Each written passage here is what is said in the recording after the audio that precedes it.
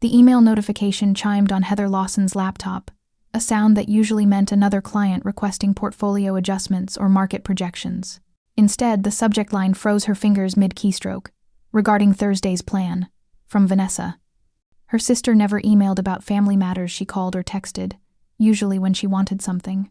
Heather clicked it open, coffee mug halfway to her lips, early morning sunlight streaming through the windows of her Seattle home office. Her eyes scanned the first line, then stopped, rereading to make sure she wasn't misunderstanding. Heather, after discussing arrangements with several family members, we feel it would be best if you didn't attend the Thanksgiving dinner at Lakeside Terrace. Some relatives have expressed discomfort about your situation as a single mother at what's meant to be a traditional family gathering. Of course, Ethan and Lily are still welcome to come. Don't worry, I'll look after them. Let me know when you can drop them off. Vanessa. The coffee mug slipped from Heather's hand, shattering against the hardwood floor. Hot liquid splashed across her bare feet, but she barely registered the burn. The words blurred on the screen as she reread them, her chest tightening with each pass. Mom? Ethan's voice called from the kitchen. You okay? Fine, honey, she called back, her voice unnaturally high. Just knocked something over. She grabbed a tissue from her desk, pressing it against her lips to stifle the sound building in her throat. Not a cry, something more primal, a wounded animal noise she couldn't let her children hear. Just last week, Vanessa had called, bubbling with excitement about hosting Thanksgiving at Lakeside Terrace, a restaurant overlooking Lake Washington, where reservations required months of advance planning. It'll be perfect for Instagram, Vanessa had gushed. They're doing an artisan turkey carving station and a dessert bar by that chef from Food Network. The kids will have stories to tell their friends for weeks. Then came the real purpose of the call. Vanessa had slightly overspent on the reservation. Could Heather cover half? Just $2,800 a steal for such an exclusive experience. Since Ethan and Lily don't have a father figure, Vanessa had added, her voice dripping with concern that Heather had long ago recognized as manipulation. It'd be good for them to feel part of a proper family event. Proper family. The words had stung, but Heather swallowed her pride, as she'd done countless times since her divorce 3 years ago. She'd agreed to pay, despite knowing what it meant. No Christmas trip this year. More months of careful budgeting on her single income. The children had been ecstatic when she told them about the fancy dinner. Lily had already picked out her dress, and Ethan had been practicing using the right fork for each course, following a YouTube tutorial with solemn concentration. Heather wiped her eyes with the heel of her hand and reached for her phone. Her mother would fix this. For all their differences, surely she wouldn't allow such blatant cruelty. The call connected on the 4th ring. Mom? Heather's voice wavered. Did you know about Vanessa's email? About Thanksgiving? A pause, then a sigh. Oh, Heather, you've always been the difficult one. Let your sister handle the family's image for once. The betrayal hit like a physical blow. Mom, I've already paid for half of this dinner, Heather said, her voice breaking. Vanessa asked me to cover $2,800. Well, the money's spent, her mother replied dismissively. Think of the children. They'll have a wonderful time with their cousins. Without their mother, Heather whispered, but her mother had already moved on to discussing what the children should wear. Heather hung up and sat at her kitchen table, staring at the calendar on the wall where she'd circled Thanksgiving in red marker. 9-year-old Ethan's handwriting beneath it read, "Fancy dinner," with 3 exclamation points. The coffee had dried tacky on the office floor. Broken ceramic shards glinted in the morning light. Somewhere in the house, she could hear Lily humming as she got ready for school, blissfully unaware that her mother had just been erased from a family holiday. They see me as a wallet, not a person. The realization settled over her like frost on glass, crystalline in its clarity. Every loan to Vanessa that was never repaid.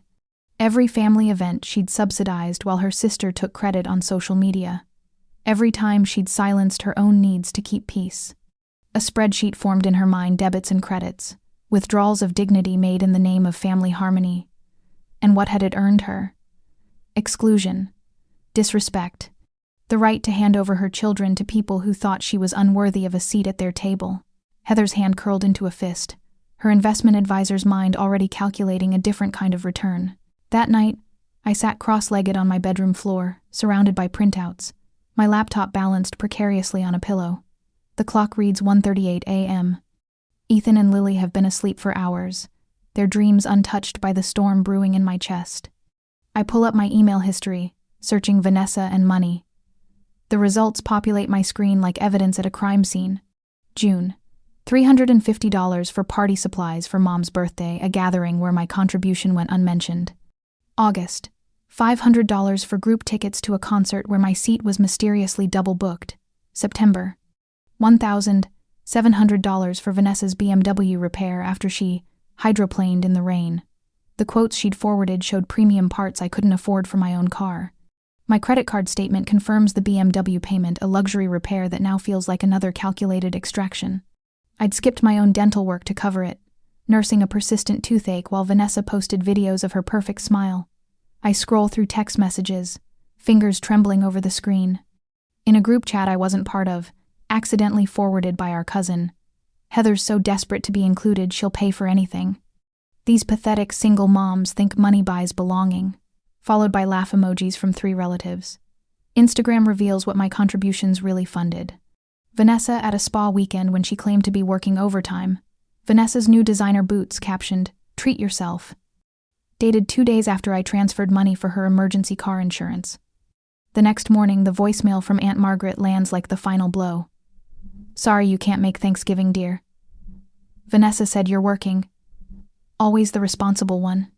I open my calendar, tracking family events through the year. Easter brunch at the country club, 4th of July at Lake Chelan, Labor Day barbecue at Uncle Robert's, the beach trip to Ocean Shores. Thanksgiving coming up. 5 events, each with my name on partial payments, transfer receipts saved in my banking app. When I create a spreadsheet of family contributions, the total stares back at me. $7,800 this year alone. Nearly 2 months of my take-home pay money that should have gone to Ethan's college fund or Lily's summer camp. I snap a screenshot from Vanessa's close friend's Instagram story that our mutual friend Madison forwarded, a selfie in designer sunglasses, captioned, "Got sis to pay again. Easy money." The email thread between Vanessa and Mom from 3 weeks ago delivers the killing blow. From Mom. Subject: Thanksgiving arrangements. Vanessa, have you told Heather about the seating yet? Several people have mentioned it would be more comfortable without her there. Just make sure she still covers her portion. You know how she gets when she feels left out, always has to make things difficult. From Vanessa. Don't worry, I'll handle Heather. She'll pay to keep the kids happy.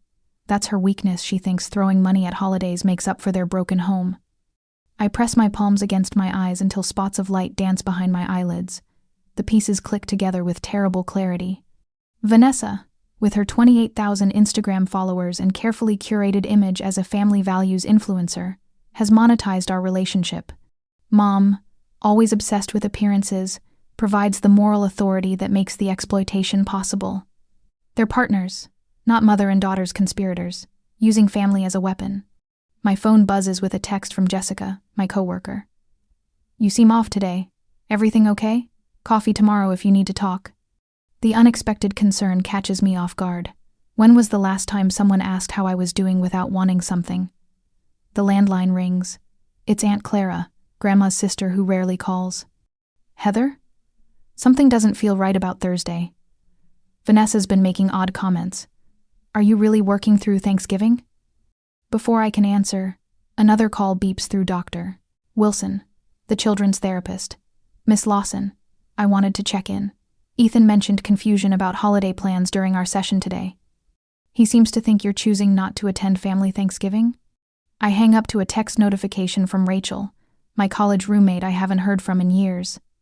"Hey stranger, thinking of you. How's life treating you?" These lifelines appear just as my phone lights up with James's name, Vanessa's husband. "The kids will be devastated if they miss this." He barks without greeting. "Don't be selfish, Heather. This isn't about you." Mom's voicemail follows. "This behavior will damage your relationship with the entire family. Is that what you want?" An email from Vanessa pings.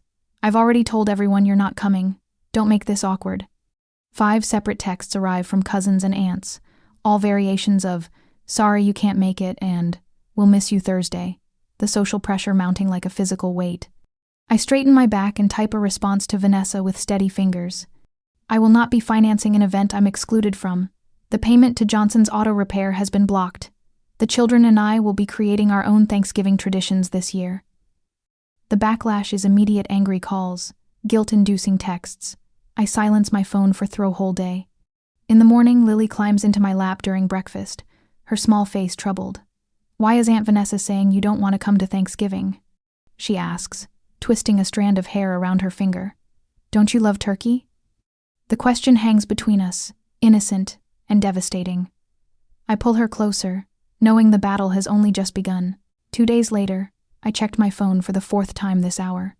Vanessa has posted another cryptic message on social media. Some people choose pride over family.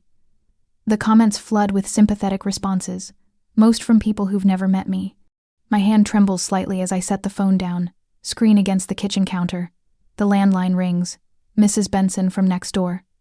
"Heather, your mother called me. She's concerned about you." Her voice carries that peculiar mix of neighborly concern and barely concealed curiosity. "Said you've been showing some concerning behavior lately." Did she specify what kind of behavior? I keep my tone even, professional, the same voice I use in difficult client meetings. "Well, no, but..." She pauses, fishing. "Is everything all right, dear?" I thank her for checking in and end the call as quickly as politeness allows. 3 minutes later, my phone buzzes with a notification. The family group chat, dormant since I declined to fund my cousin's destination wedding, suddenly bursts with activity. "Has anyone talked to Heather lately?" "My aunt. She's going through something. We're all worried." "My mother. Let's give her space while she works through her issues." "Vanessa, ever the concerned sister." I switch off notifications and focus on getting ready for my meeting. The financial review with Brad Warren isn't something I can postpone, not with the promotion committee's decision looming. At Meridian Global's offices, Brad greets me with a genuine smile, spreading papers across the conference table. "These projections are impressive, Heather." He taps a graph showing steadily climbing figures. "The renewable energy portfolio you've developed is outperforming market expectations by 16%. I nod, maintaining professional composure, while mentally calculating what this means for my quarterly bonus. "The Davidson project will likely go forward next month," he continues. "When it does, your commission structure puts you on track for annual earnings around $162,000. The figure hangs in the air between us. More than enough. More than I ever thought possible as a single mother in an industry dominated by men with stay-at-home wives. "You've built extraordinary security as a single parent," Brad says, closing my file. "Not many people could manage what you have." The words settle into my chest, warm and solid. On the drive home, I turn them over in my mind like a smooth stone. Extraordinary security. Security I built. Security that doesn't depend on playing nice with Vanessa or enduring my mother's disappointment. I'm still processing this revelation when I pull into my driveway and spot Vanessa's white SUV parked at the curb. She stands on my porch, sunglasses perched on her head, scrolling through her phone. "We need to talk," she says as I approach, not looking up from her screen. "This has gone far enough." I unlock the door, letting us both inside. The house is quiet, Ethan at soccer practice, Lily at her friend's birthday party. Vanessa follows me to the kitchen, where I mechanically fill the kettle without offering her tea. "Let's not be dramatic," she says, setting her designer purse on my counter. "The kids need this experience. A proper Thanksgiving." Her emphasis on proper makes something shift inside me. Not anger, something cooler, steadier. "The kids need honesty more than pretense," I reply, watching her face carefully. Vanessa sighs. The put-upon sound she's perfected since childhood. "Mom thinks you're having a breakdown." What I'm having is a breakthrough. The words come without planning, perfect in their simplicity. Her eyes widen slightly. This isn't following her script. Before she can recalibrate, my phone rings. Jessica from work. "Sorry, I need to take this," I tell Vanessa, stepping into the hallway. Jessica's voice comes through clear and concerned. "Hey, I was thinking about what you mentioned yesterday. That family situation." I make a non-committal sound, aware of Vanessa straining to listen from the kitchen. "My lake house is empty until Christmas. Why not take the kids there for Thanksgiving? It's stocked with everything you'd need." The offer takes me by surprise, a colleague I've known for just under 2 years, offering more support than my own family. "I'll think about it, I promise," meaning it. After hanging up, I return to find Vanessa examining the mail I'd left on the counter. A cream-colored envelope sits open beside her, Aunt Clara's distinctive handwriting visible. "Grandmother would be ashamed of how you're behaving," Vanessa says, not looking up. "Funny," I reply, picking up the note. "Aunt Clara seems to think Grandma would be proud of me standing tall." Vanessa's mouth tightens. I can almost see her recalculating her approach. While she formulates her next attack, I remember a detail buried in the email confirming the Lakeside Terrace reservation. My name, my credit card. "Excuse me a minute," I say, leaving Vanessa in the kitchen while I retrieve my laptop. 3 minutes and 1 phone call to the restaurant confirm what I suspected. The reservation is in my name, deposit fully refundable up to 7 days before the event. We're currently at 8 days. "Miss Lawson, to confirm, you're paying but not attending?" The manager sounds confused. "I'm not attending," I clarify, "and I'm canceling the reservation entirely." When I return, Vanessa is scrolling through her phone again, probably plotting her next social media salvo. But something fundamental has shifted. I control more than she knows. The power imbalance that defined our relationship for years has quietly inverted. That evening, after Vanessa leaves with empty threats and Ethan returns from soccer practice, I sit both children down in our living room. Lily cuddles against me, smelling of birthday cake and playground dirt. "I need to talk to you about Thanksgiving," I begin. "Are we still going to the fancy restaurant?" Ethan asks, his face open and curious. "No, honey. Sometimes families need time apart to remember how to be kind to each other." I choose each word carefully, watching their reactions. "Like when I have to sit in the quiet corner at school?" Lily asks. "Sort of," I smile, smoothing her hair. Ethan looks up from picking at a thread on his soccer shorts. "Do we have to pretend to be different for people to like us?" The innocent question hits me with unexpected force. Is that what I've been teaching them? That authenticity is something to hide, to apologize for? "Never," I whisper, my throat tight. "Being yourself is the most important thing you can be." Lily squirms off my lap and retrieves her backpack, pulling out a slightly crumpled drawing. 3 figures, clearly Ethan, Lily, and me, stand holding hands before a simple house. Above them, in careful first-grade printing, "My perfect family." Tears spring to my eyes as I recognize the truth my children already understand. We are enough. We are complete. We are perfect, in our imperfection. After they're asleep, I create a new folder on my laptop labeled Proof. Into it go copies of every invoice Vanessa has asked me to cover, every manipulative email, screenshots of her social media posts contradicting her private messages, voice messages from my mother discussing my difficult nature. I construct a timeline of manipulation stretching back years. Each entry represents a small surrender of dignity I'll never concede again. My phone chimes with an email notification. "Thank you for your reservation cancellation. The message confirms a $1,200 refund to my credit card. The catering deposit Vanessa assumed was non-refundable." As if summoned by my thoughts, a text from her appears. "Finalize the menu. This will be our best family event yet." I smile, turning off my phone completely. In the kitchen, I pull out flour, sugar, and the last can of pumpkin puree. "Mom?" Ethan appears in the doorway, rubbing sleep from his eyes. "What are you doing?" "Let's make pumpkin cookies," I tell him. Lily appears behind him, instantly alert at the mention of cookies. "Who wants to measure the flour?" Their excited scramble for measuring cups drowns out the echo of Vanessa's text, already fading into irrelevance. The aroma of roasting chicken fills my kitchen on Thanksgiving morning, mingling with the scent of rosemary and thyme. A far cry from the artisan turkey carving station Vanessa promised, but authentic in a way her curated experiences never are. "Mom, look." Lily holds up a construction paper turkey, her small hand stained with marker. I gave him a bow tie because he's fancy. Ethan sits cross-legged on the floor, meticulously cutting out orange and yellow feathers. "Mine's going to have superhero powers," he announces, completely absorbed in his creation. I smile, something unfamiliar loosening in my chest. When was the last time a holiday felt this uncomplicated? The table is already set with my grandmother's china delicate blue flowers on white porcelain that Mother always deemed too old-fashioned for modern gatherings. 3 place settings, arranged with care by Ethan while Lily folded cloth napkins into uneven triangles. My phone sits face down on the counter, notifications silenced. Dr. Wilson's advice rings in my ears. Create a bubble of peace for yourself and your children today. Lily tugs at my apron. Can we make those cranberry things Grandma Martha used to make? Absolutely, I say, pulling out the recipe card written in my grandmother's flowing script. The doorbell rings just as I slide the chicken back into the oven. Jessica, probably, bringing her famous pumpkin pie. Instead, my phone begins to vibrate across the counter, screen lighting up with my mother's name. I hesitate, then pick it up.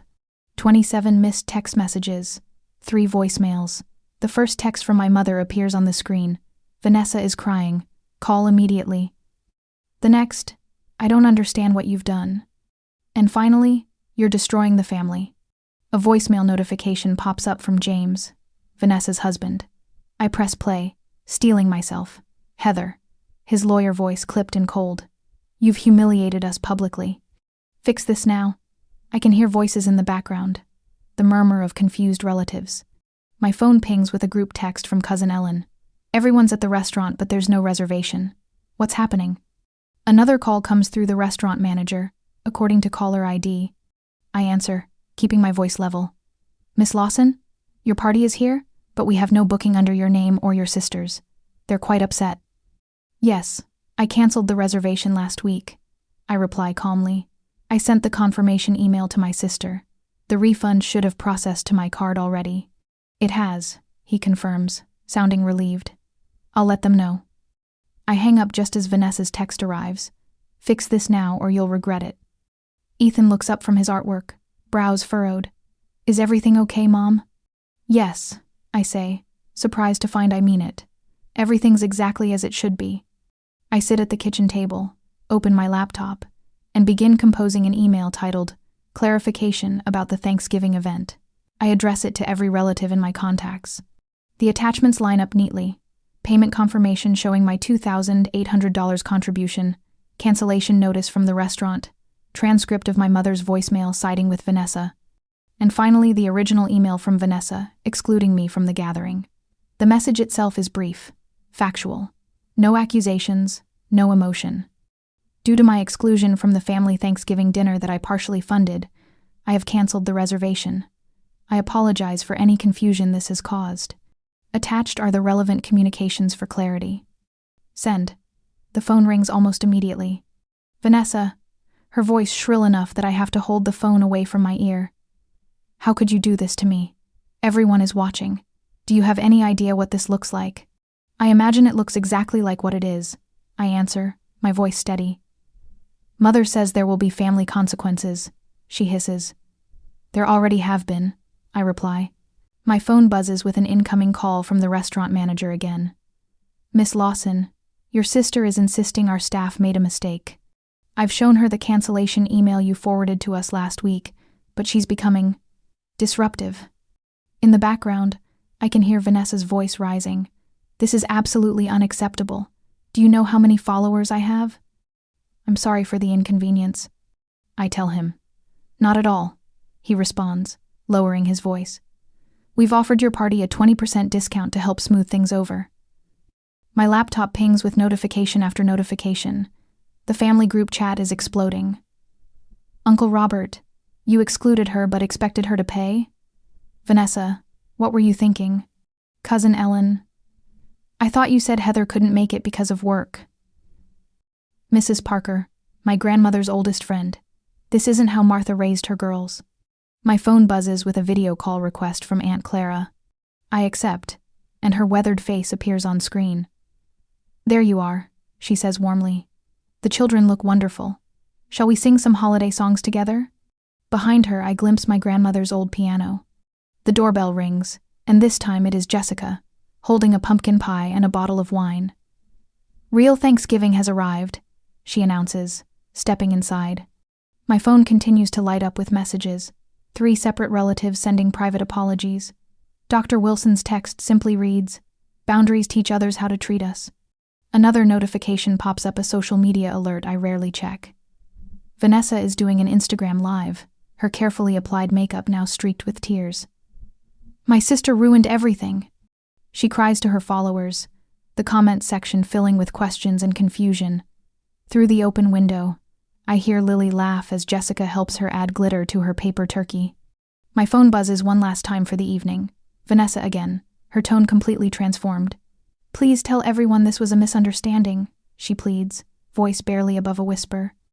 Then my mother. "I didn't know the full story, Heather." And finally, a separate text from James. "I had no idea about the financial arrangements. We need to talk." I place my phone back on the counter, face down. "Mom," Ethan calls from the dining room. "The candles are ready to light." I watch my children's faces, glowing in the late afternoon light. Their excitement isn't about designer table settings or Instagram-worthy presentations. It's about construction paper turkeys with superhero powers and cranberry sauce made from their great-grandmother's recipe. The chicken timer dings. Our Thanksgiving dinner is ready. I light the mismatched candles Ethan arranged on the table, and we sit down together, our perfect family of 3. The calls start at 7 in the morning the next day. First Mom, then Aunt Patricia, then 2 cousins I barely speak to. By noon, Uncle Robert had left 3 voicemails.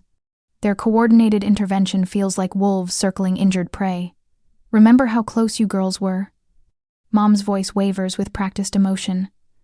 "You used to share everything. Those summers at the lake house when you'd splash in the water until your fingers wrinkled." I wash breakfast dishes, phone tucked between ear and shoulder. Those selective memories conveniently skip the times Vanessa borrowed my allowance or blamed broken heirlooms on me.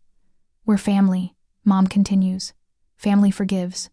The familiar weight of obligation settles on my shoulders, but doesn't crush me like before.